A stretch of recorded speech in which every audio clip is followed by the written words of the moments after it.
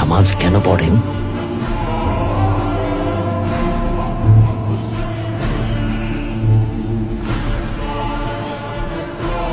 নামাজের মাধ্যমে শুকরিয়া আদায় করি। এর মাধ্যমে আল্লাহ তাআলাকে স্মরণ করি, আল্লাহর কাছে ক্ষমা চাই। আমরা ট্যাঙ্গারির কাছে প্রার্থনা করি, মোহাম্মদের কথা বলুন সাল্লাল্লাহু আলাইহি ওয়াসাল্লাম। ওসমান বেও এই নামটা যখন শোনেন ওটা বলে চুপ থাকেন কেন?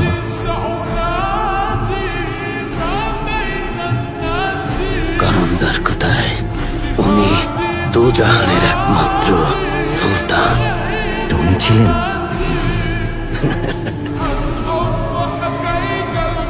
ক্ষুধার্ত থাকতেন, মাঝে মাঝে এক কাপড়ে সেলাই করে পড়তেন, মাঝে মাঝে দুধ আর খুরমায় ক্ষুধার জ্বালা মেটাতেন।